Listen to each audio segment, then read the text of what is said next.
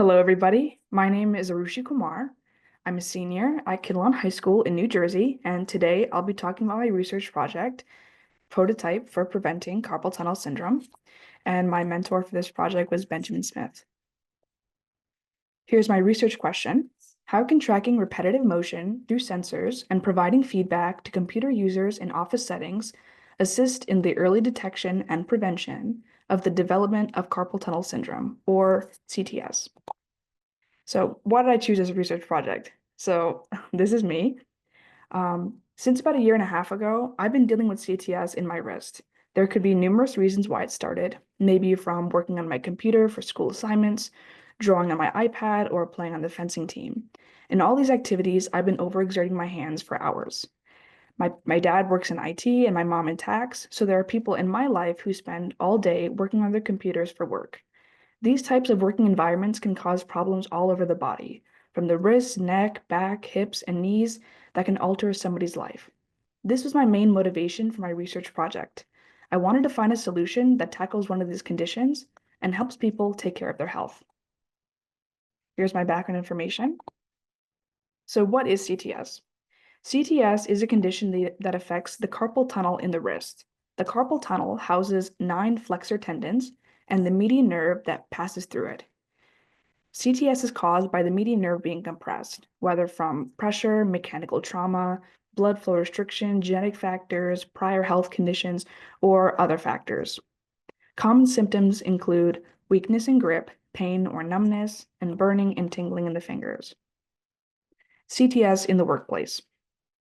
Occupations involving frequent computer use and repetitive motion heighten the risk of developing CTS, which is why it's considered a work-related disease. CTS affects 3 to 6% of the adult population.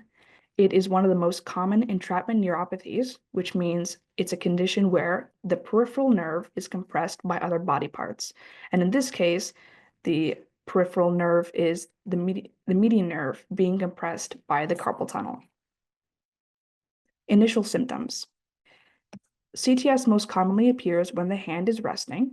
That'll happen most often when the patient is sleeping. They might be woken up and try to rub out the pain or shake out the numbness. Patients might have trouble picking up their phone or car keys or buttoning their shirts.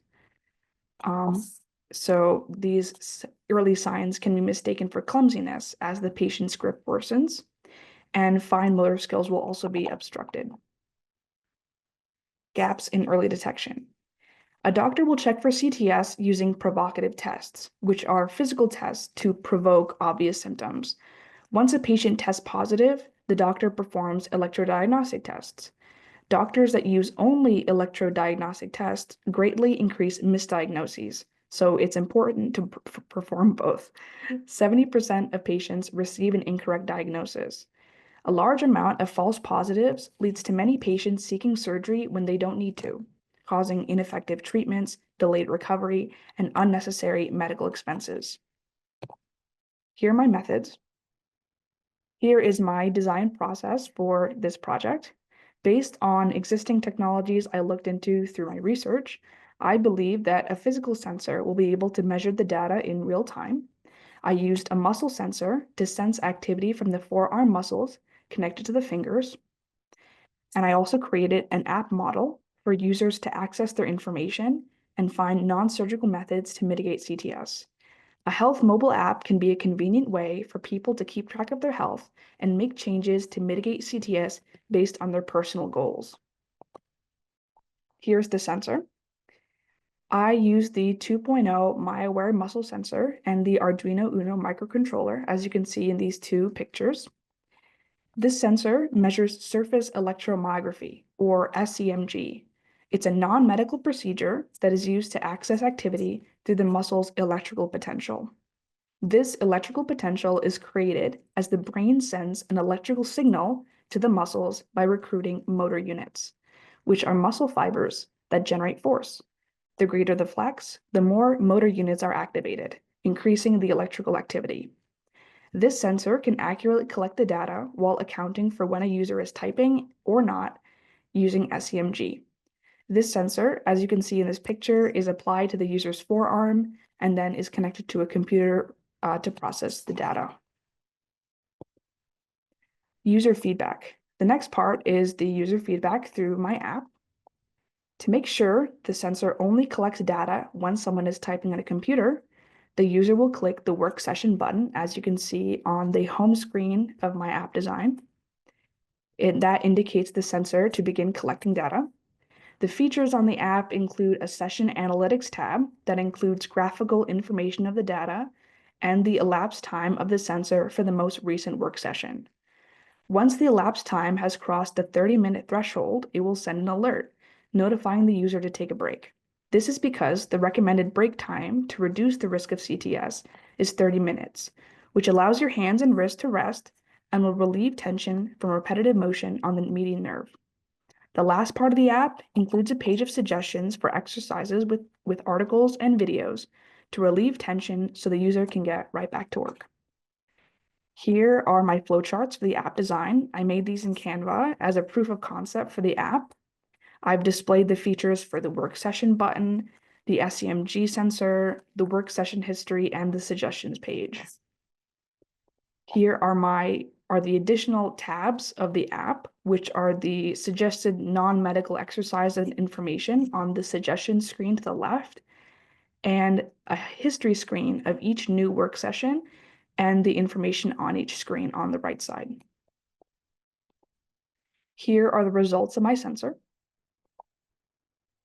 I have a video of me demonstrating it. So this is the MyWare sensor and the data it is collecting on the serial data plotter on the Arduino IDE. As you can see on the sensor, as SEMG increases, it converts to energy that is displayed through the LED light on the sensor. As you can see on this graph, as I flex my hand, the electrical activity increases and the line spikes up. At the peaks, we can see a significant increase in muscle activity when I flex my arm. I also demonstrated what happens when I just move my fingers like I'm typing, and the sensor is sensitive enough to detect less SEMG as well. Future improvements. I have some improvements that I want to make to this design if I want to continue working on this, continue developing it. So I have, like I mentioned, just created a proof of concept for the sensor and app model, but in the future, I will create a wearable device that houses the sensor on the arm comfortably. I would also want to create a functioning app where the sensor can send data to the user and the user can view their work sessions and all the suggestions. Final thoughts. The main purpose of my project is to mitigate the development of CTS from its most common symptom, repetitive motion. So my sensor tracks how long a user has been typing, and the app notifies when they've been working too long and need to take a break. It can be easy to lose track of time when working on your computer, but all this time adds up to having a significant toll on your health. By relieving tension from repetitive motion using non-surgical methods, this prototype can help lower the risk of developing CTS. Thank you for listening. I'd be happy to answer any questions. Thanks so much, Aarushi. Really informative, and I love to kind of see the whole process that you thought through to develop this prototype and collect your data. It was super interesting. I see some questions coming into the Q&A. Let me start there. Jin says, where can I buy your device? Smiley face. And then Stacy is saying, this is so incredible, super impressive. Can you tell us a little bit about what you think some of the challenges will be when creating the wearable device? Have you started to kind of play around with that exploration yet of that? So about creating the device, I think I put a picture on one of the slides about what it looks like to have it on your arm. It has to sit pretty low, like near, I guess, the crook of your arm to get like the information correctly. So I definitely need to tweak that and make sure it can be comfortable and wearable, especially if you're working, like you're at an office. It shouldn't look too weird, maybe similar to like a watch design. And so these are things I have to, keep in mind. I definitely like started thinking about it, but you know, I've just been working on the proof of concept so far, so I definitely need to, take more time on it.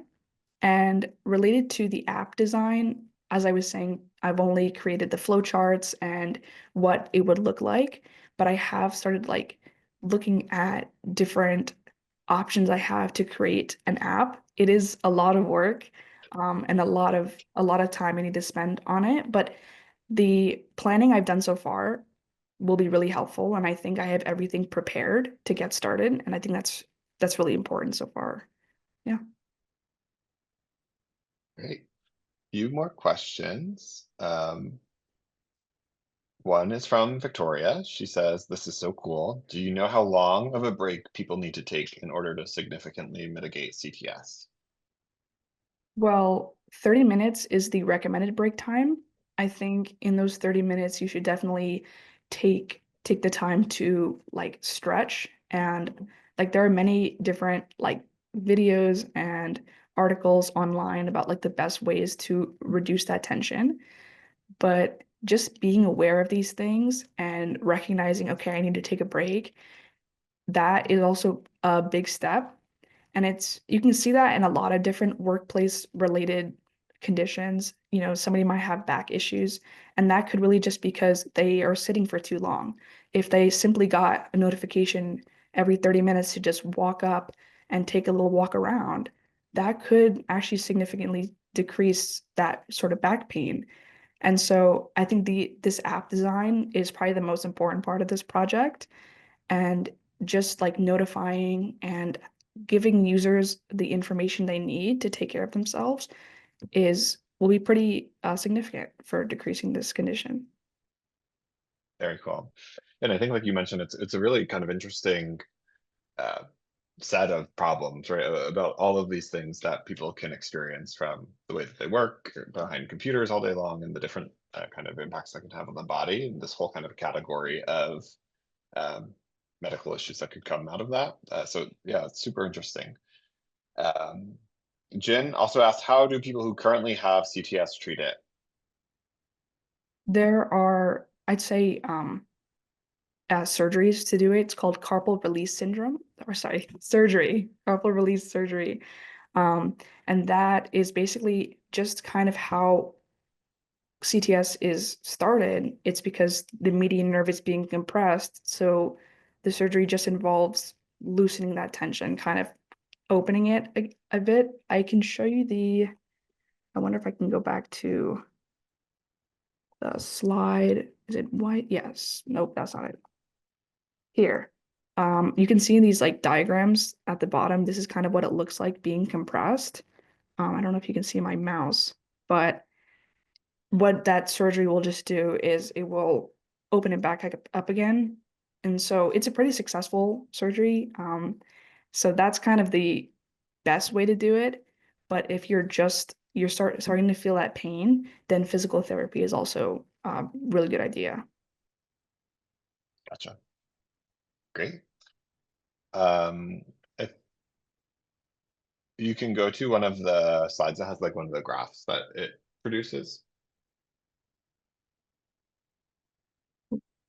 Um, is it be this? All right, the graph, right? Yeah, any of them. The video, this one. Yeah, like perfect. Yeah. Okay. So right now your sensor is doing it's basically length of time, right? That is determining it. But do you think do you plan to kind of also incorporate kind of like the level of muscle activity in terms of what the sensor tells the user? And is 30 minutes of like a really elevated activity a lot worse than 30 minutes of a lot lower activity? Um, how do you kind of think about that in your design? Well, I think as the sensor is so far, this is kind of like the information that you can get from it. Like as you were saying, like as you have it on time in seconds, and then it Hmm. just measures the muscle activity. And I guess that kind of has to do with like maybe if I wanted to evolve this project further, how I could work with this like SEMG and how I could maybe have it reach a certain threshold. And that's how I would consider a user is typing. And so I guess these are all sort of adjustments that I need to make in the future, and be more specific about what I'm looking for when the sensor is processing the data. Yeah, makes a lot of sense. Cool. Well, you're on your way there to really iterate and explore this further. So that's super exciting. Thanks so much, Rushi.